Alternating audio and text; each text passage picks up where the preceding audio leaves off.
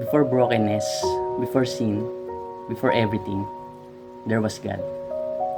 Bago pa may gulo sa mundo, bago pa may trauma, bago pa may mga tanong na, Lord, bakit ganito ang buhay? Meron ang Diyos. Tahimik, buo, mabuti, hindi stress, hindi nagmamadali, hindi nagpapanik.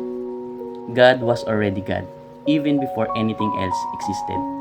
Pero sige, maging tapat tayo. Kung good si God, bakit niya nilikha ang mundong alam niyang masisira? Parang gumawa ka ng bahay kahit alam mong may darating na bagyo. So, bakit pa? Hindi ba pwedeng gumawa na lang siya ng mundo na walang sablay, walang iyakan, walang kasalanan? Sa Genesis chapter 1 to chapter 2, malinaw ang simula. Maganda ang lahat.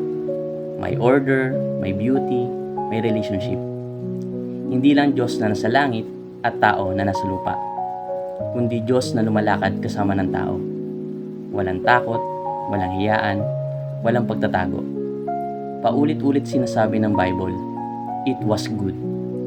Tapos nung matapos lahat, it was very good. Ibig sabihin, hindi rush project to. Hindi trial version, buo ang loob ng Diyos sa ginawa niya. Tapos biglang maeksena ang New Testament na parang binabalikan ng simula. Pero may dinadagdag na mas malalim. Sabi sa John chapter 1 verses 1 to 3, sa simula pa lang kasama na ang Word at through Him ginawa ang lahat. Sa Colossians chapter 1 verse 16 naman, lahat ay nilikha through Him and for Him. At ang Word na yon, si Jesus. So, hindi lang pala si Jesus ang pang-rescue kapag nasira na ang lahat. Kasama na siya sa plano bago pa man may masira. Creation was made through Jesus and for Jesus. Ibig sabihin, from day one, ang goal ng lahat ng ito ay relationship kay Kristo. Dito nagiging mas malinaw ang puso ng Diyos. Hindi niya ginawa ang mundo para lang may gumagalaw at sumusunod. Ginawa niya ang mundo para magmahal at mahalin. At ang totoong love, may choice, may freedom. At kapag may freedom, may risk. Hindi dahil gusto ng Diyos ang kasalanan, kundi dahil mas pinili niya ang love kaysa sa control. Kasi kung gusto lang niya ng perfect behavior, pwede niyang gawing robot ang tao. Walang sablay, walang fall, pero wala ring tunay na relasyon. Kaya nung dumating ang panahon na nasira na ang lahat, hindi nagulat si God. At lalong hindi siya umatras. Hindi niya sinabi, ay, cancel na to. Pumasok siya mismo sa kwento.